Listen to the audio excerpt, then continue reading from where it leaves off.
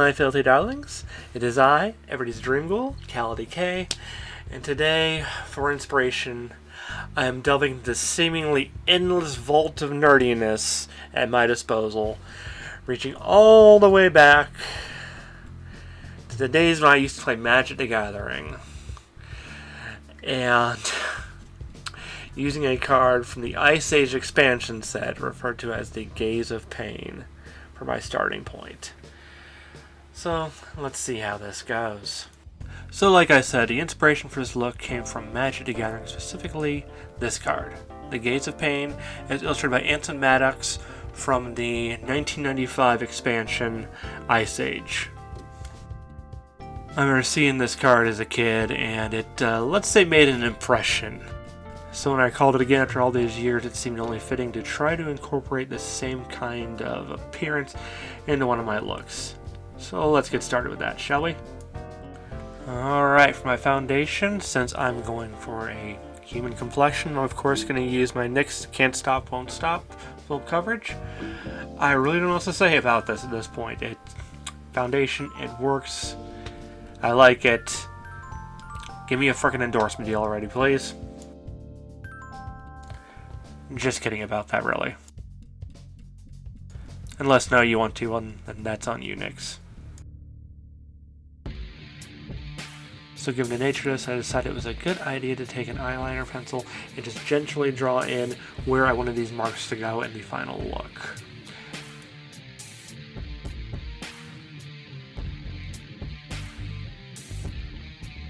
So outlining those marks gave me a nice couple of standpoints to work from, treating it kind of like a coloring book, really, if you will.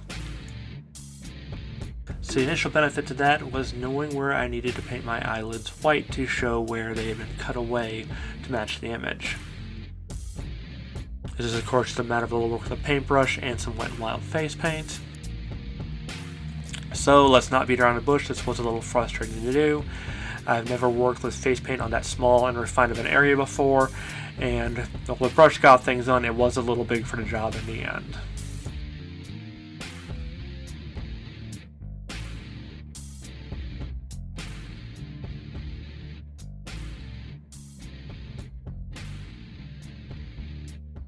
And of course, for the first, but not the last time in this look, I'm applying a generous amount of powder to make sure things stay where they are.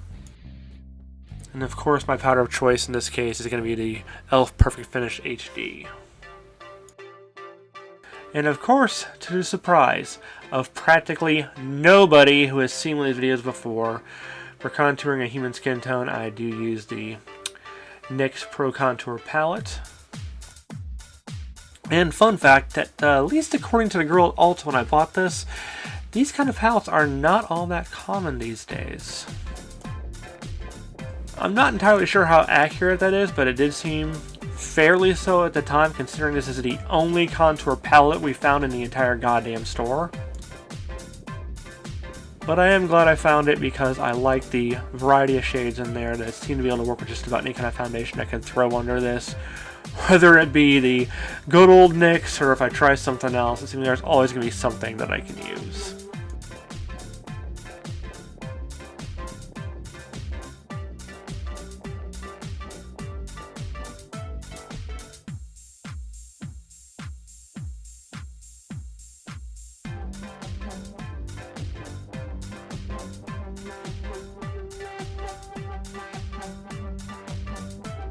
For my eyeshadow, I use this wonderful NYX palette I've got. It's got a good mix of cooler colors to complement the red one I've already have.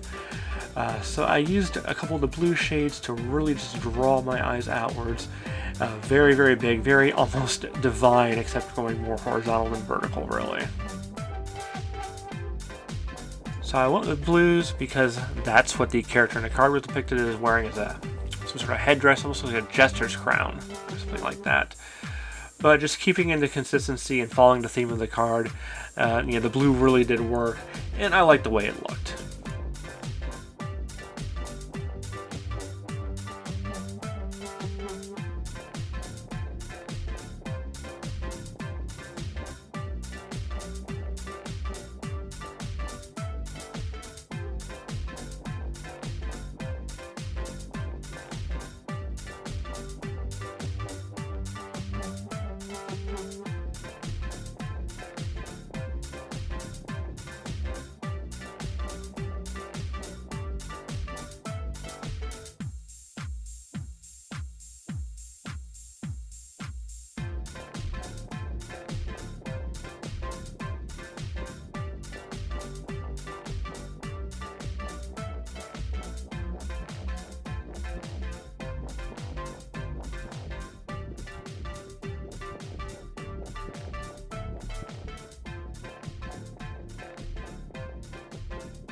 And while that NYX palette is great, it is mostly brighter colors. So I use my Lovesick Noir palette in the darker blue therein to add a bit more definition to my brow bone and the outer edge of my eye socket. So for the red parts of the scars, I use my, of course, red NYX palette, working with darker and lighter shades to give it a nice bit of depth. Now, admittedly, looking back, I did make the marks a lot wider than they were in the picture, but I still think it kind of captures that same sort of intent that I started out with.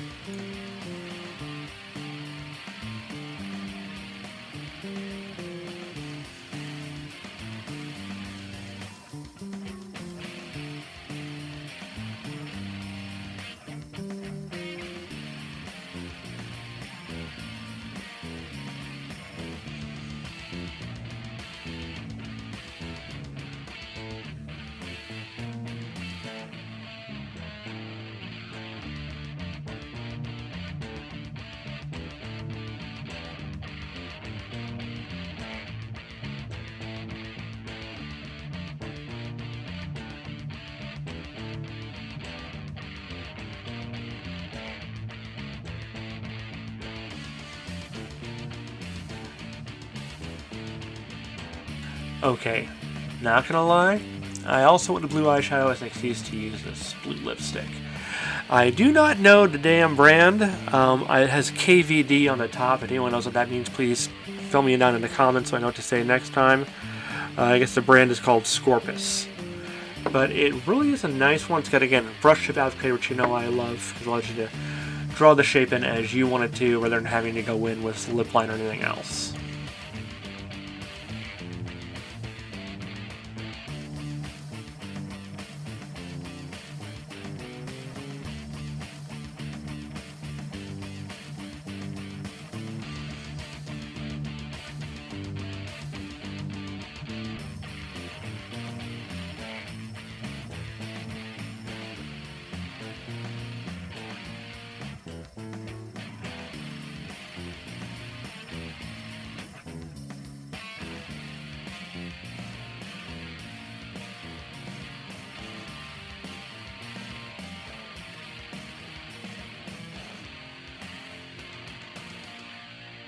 For my eyeliner and all the detail work, well, you guessed it, I'm once again using Nine Tails from DeKay.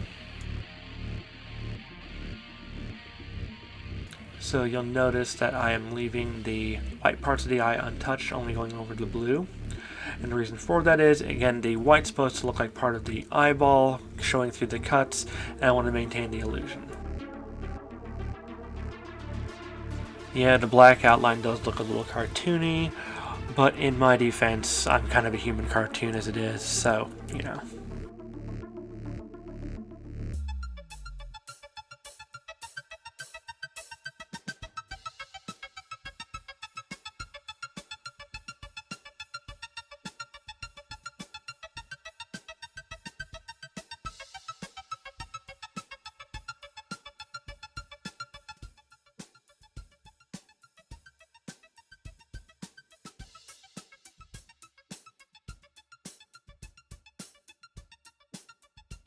And of course, Nine Tails is also used to do little stitches at the tops of the eye as well as my eyebrow, which I took care in making sure they were divided, again adding to the illusion that they've been cut through.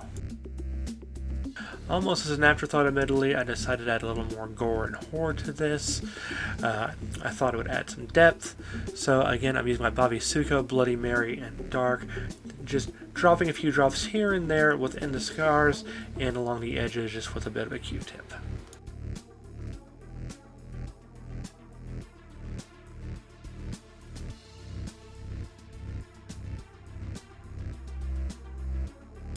So, I had to look what all came together. Overall, as an idea, I thought this look had a lot going for it. However, and this is a big however, I do feel that my execution was a little lacking compared to what I was going for. I'm not saying it's bad or it looks stupid or anything like that. It's more, the technique needs a little more brushing up on, especially when using fake blood. Because I admit that's something I never really considered until recently. And while I like the effect, I think I could have gone a little further that when it came to this. I also don't think it would have been out of line to maybe get some liquid latex or something like that and try to add some texture to scars, showing that there's musculature and shit underneath there and it's not just red streaks. As it is, it's fairly good and fun, but it is a little clownish, I'll go ahead and say. Not that that's necessarily a bad thing, just wasn't what I was going for in this case. Though I guess I can say this, while it's unintentional, it is kind of a good homage to Disasterina. You know, it's very vibrant, cartoonish, kind of kooky, which was not what I was going for, but it succeeds at doing that, which I guess I can appreciate after the fact. But as it goes, that is the end of this video, though. So let me know what you think in the comments below. As well, you can also find me on Instagram and Twitch, so please follow me there. But until next time, you filthy darlings, you take care, stay safe, keep out of trouble. And, you know, I don't know where I'm going with this anymore, so goodbye!